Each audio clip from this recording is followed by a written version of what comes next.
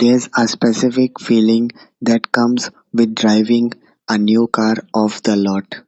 The smell, the silence of the engine, the way everything responds just a little more crisply than you're used to.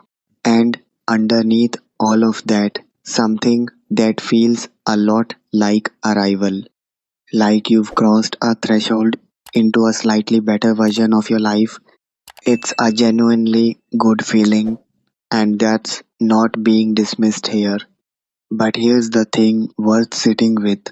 That feeling, that sense of winning tends to last a few weeks, maybe a few months. The car payment, however, lasts considerably longer. And somewhere in the gap between those two things, between how owning a new car feels and what it actually costs, a significant amount of wealth quietly disappears for a very large number of people. Today, we are going to look at exactly what that gap looks like in real numbers with a real person's situation. Let's call her Sophie. Sophie is 31 years old. She lives in a mid sized city, could be Columbus, Ohio, could be Lyon, France, could be Leeds in the UK. The location matters less than the circumstances. She works in HR for a healthcare company, stable job, good reputation at work, been there 4 years. She earns $58,000 a year before tax.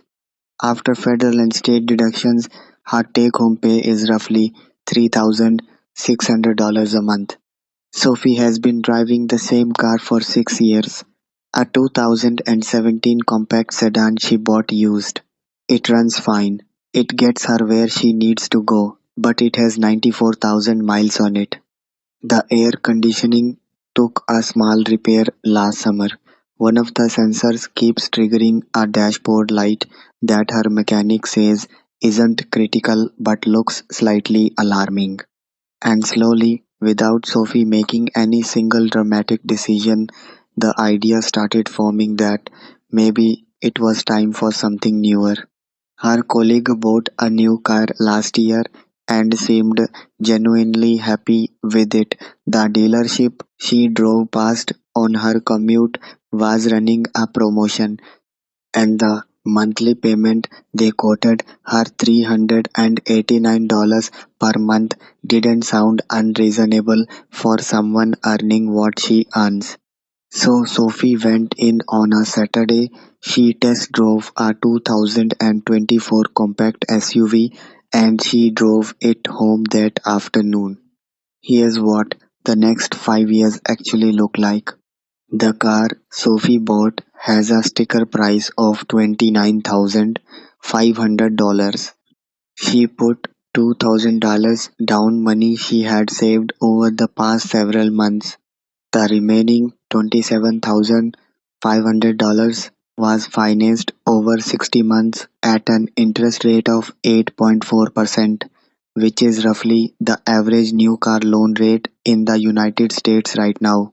Her monthly payment is $562, not the $389 she was quoted in the initial conversation. That figure was for a shorter loan term on a different model. By the time the paperwork was signed, the number had adjusted. It often does. So $562 a month for 60 months, that's $33,720 in total loan payments. Add the $2,000 down payment, and Sophie will have paid $35,720 for a car that was listed at $29,500. The interest alone cost her $6,220, but that's just the beginning of the real number. Her car insurance went up. The new vehicle, newer, higher value financing required by the lender to carry full coverage now cost her $195 a month in insurance. Her old car was costing $82 a month. That's an increase of $113 per month or $6,780 over the 5-year loan period. Registration fees on a new vehicle in most US states run higher than on a older one. Average difference roughly $180 more per year, $900 over 5 years. And then there's depreciation. This is the number almost nobody talks about at the dealership. A new car loses approximately 15 to 20% of its value in the first year of ownership. By year 3, it has typically lost 40 to 50% of its original value. Sophie's $29,500 car 5 years from now, it will be worth somewhere in the range of $12,000 to $14,000 if she's maintained it well and the market holds. So she will have spent $35,720 in payments plus $6,780 in additional insurance plus $900 in registration fees, totaling $43,400 on an asset that will be worth roughly $13,000 when she finishes paying for it. The real cost of that car is not $29,500. It is closer to $30,000 when you account for everything spent above the vehicle's ending value. That's the number the Saturday afternoon feeling didn't include. None of this happened because Sophie made a reckless or uninformed decision. She's a thoughtful person. She looked at the monthly payment and decided it was manageable relative to her income. That's the calculation most people make, and it's the exact calculation the financing system is designed around.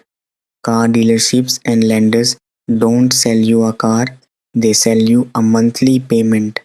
The total cost of the vehicle, the interest rate, the insurance implications, the depreciation curve, none of that is part of the conversation unless you bring it. The conversation is always anchored to one number: what can you afford per month? And that number, almost by design, always feels reasonable because it's been structured to feel that way. $562 against a $3,600 take home salary sounds like 15% of income, manageable, but add insurance and you're at $757 a month before fuel. That's closer to 21% of take home pay allocated to a single depreciating asset. In the same city where Sophie lives, her rent is $1,200 a month. Her student loan payment is $280. Her car costs are now $757. That's $2,237 a month in fixed committed outflows, 62% of her take home pay before food, utilities, health cost, or any form of saving. The monthly payment felt manageable. The full picture looks considerably tighter. There is a well documented psychological concept called the endowment effect. Once we own something or even anticipate owning it, we assign it a value that goes beyond its objective worth.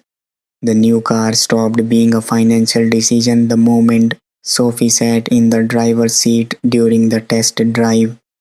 At that point, it became something she could picture in her daily life, and turning away from something you can already picture yourself owning feels like a loss, even when walking away would have been the rational choice. Dealerships understand this better than most buyers do. The test drive isn't just a courtesy, it's a very deliberate step in the sales process. There's also a subtler force at work: Cars, particularly in American culture and increasingly in European urban and suburban culture, carry enormous social signaling weight. The vehicle you drive communicates or feels like it communicates something about where you are in life. An older car can feel like a visible statement of financial struggle even when it's fully paid off and completely functional. A newer car can feel like visible evidence of progress even when it's financed at 8% for 5 years. The feeling of winning that comes with driving a new car off the lot isn't irrational. It's a real response to a real social signal. It just happens to be a signal that costs significantly more than it appears to. Let's look at what Sophie's 5-year car decision cost her in terms of what that money could have otherwise become. The difference between her new car cost and what she would have spent maintaining her old vehicle, conservatively estimated at $200 a month in payments and insurance combined, is roughly $557 per month. $557 a month invested consistently over 5 years in a basic broad market index fund at a 7% average annual return would grow to approximately $39,500. Sophie will not have $39,500 at the end of 5 years. She will have a car worth $13,000.